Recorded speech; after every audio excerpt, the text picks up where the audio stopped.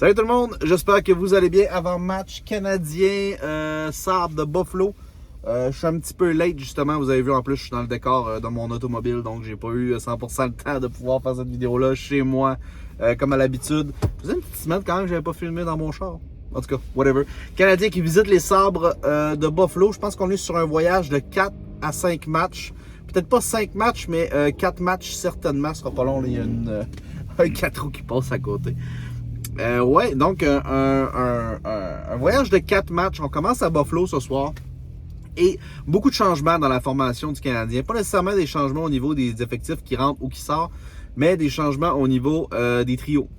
Premier trio, c'est là où les gens vont se poser le plus de questions. On a décidé de faire jouer notre fameux Mike Hoffman avec Nick Suzuki et Cole Caulfield. Okay? Hoffman a joué depuis le début de la saison sur le 3 et 4e trio. Il y a une promotion ce soir. Okay? C'est un peu douteux. Va jouer à droite de Caulfield et Nick Suzuki. Là-dessus, qu'est-ce que j'en pense, que je voulais absolument vous partager, là, c'est que j'ai de la misère. J'ai de la misère avec cette promotion-là, mais il y a quelque chose qui s'explique par contre, c'est que on s'entend que Hoffman, là, si c'est pour jouer sur un 3 ou un 4e trio, ça te donnera rien. Okay? Ça va jamais absolument rien te donner. Puis je pense que ça, on a fini par le catcher après 6-7 matchs. Okay? Hoffman te donnera pas ce que tu cherches de lui ou tu n'iras pas chercher les meilleurs atouts de Mike Hoffman sur un 3 ou un 4e trio pendant 6-7 matchs. J'avais beaucoup de questionnements, j'avais beaucoup d'interrogations. Moi, je voyais Hoffman déjà débuter à Laval parce que je croyais qu'il y avait 0 place pour lui. Parce que Hoffman, si tu le fais jouer, si tu le fais pas jouer sur tes 2 premiers trios, il te sert à rien, ce gars-là. Il te sert calissement à rien. Ça vaut rien. Puis, c'est pas pour rien qu'il n'y avait pas une tabarnak d'équipe qui a voulu lui offrir un contrat puis qu'il a benché pendant une partie de la saison avant qu'on y offre un généreux contrat de 4 millions pour 4 ans. C'est pas 4.5, je m'en rappelle plus combien. 3.5 peut-être, en tout cas, peu importe. Mais qu'on le signe pour 4 ans, tabarnak. Ce gars-là, il aurait dû avoir un trial, un essai professionnel dans un camp d'entraînement puis on lui a donné 4 ans. Genre, en tout cas, peu importe, je vais lâcher le contrat, là. Ce que je veux dire, c'est que c'est un joueur top 6. C'est un joueur qui doit jouer sur le top 6. En comparaison, Alex Galchenyuk, là, on l'aime bien, Alex Galchenyuk, c'est un bon joueur de hockey quand même. C'est un bon joueur de hockey. Pourquoi il n'est plus dans la Ligue nationale aujourd'hui? C'est pas parce que c'est le pire des joueurs de la Ligue. C'est pas à cause de ça. C'est que lui aussi, c'est un top 6. C'est que lui aussi, il doit jouer ses 2 premiers trios, sinon ça sert à rien d'avoir Alex Galchenyuk. Puis, c'est le pire top 6 de la Ligue nationale, fait qu'il n'est plus là. Même affaire avec Mike Hoffman. C'est un des pires top 6 de la Ligue nationale. Puis ce soir, on l'essaye pour vrai. Ce soir, on l'essaye pour vrai. Tant qu'à l'essayer pour vrai, essayez-le pour vrai, tabarnak. Mais si ça marche pas, là, crisse-moi ça. Dehors, man. Rachète son contrat ou envoie-moi ça à Laval. Personnellement, tu peux racheter 2 ans de contrat à la fin de son contrat. Je trouve ça pas si pire, là. Rachète peut-être pas, tant qu'à l'envoyer à Laval. Envoie ça à Laval au plus crisse si ça marche pas. Donne-y un bon...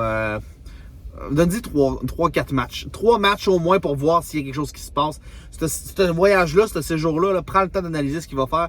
Il va falloir qu'il performe à l'extérieur s'il veut garder ce spot-là. Je te le confirme. Puis tu renvoies pas ça sur un 3-4e trio, man. Tu décrisses ça, c'est fini. Okay? Il y a d'autres mondes qui doivent jouer, qui doivent prendre le spot. Je pense à Pezzetta. Peut-être pas sur un premier trio, là, mais Pezzetta n'a pas eu son spot dans l'alignement encore. Ça fait 7 games qu'il joue pas. Puis ça me ment en tabarnak. Je comprends pas pourquoi qu'on n'a pas mis Pezzetta au moins une game dans ces 7 matchs-là.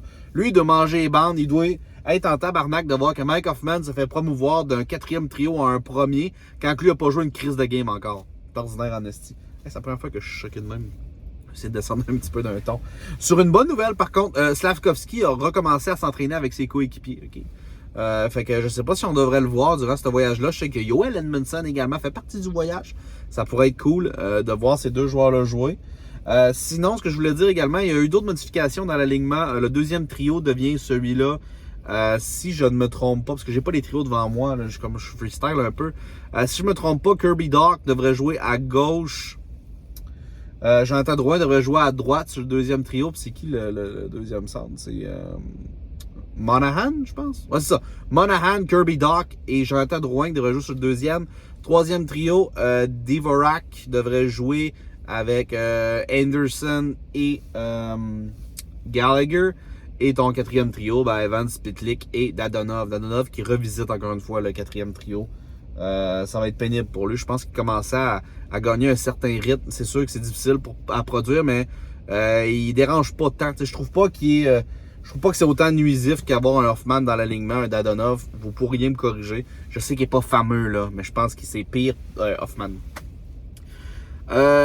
Ensuite, je voulais juste qu'on parle brièvement, c'est qui tu mets dans l'alignement si Joel Edmondson revient. Il va falloir que tu fasses de la place, il va falloir que tu fasses un spot. Si tu y vas au mérite, je crois pas que Kovacevic devrait sortir de l'alignement. Je sais, j'ai été quand même raide avec Kovacevic depuis qu'il est arrivé, mais je pense que lui aussi gagne un certain rythme, un certain momentum. C'est pas le meilleur joueur défensif, clairement pas. C'est probablement un des pires, mais certainement mieux joué que Jacky lors du dernier match. Opinion impopulaire, selon moi. Fait que, ouais, Kovacevic, défenseur droitier en plus. Je le garderai là, mais je sais que c'est lui qui va écoper.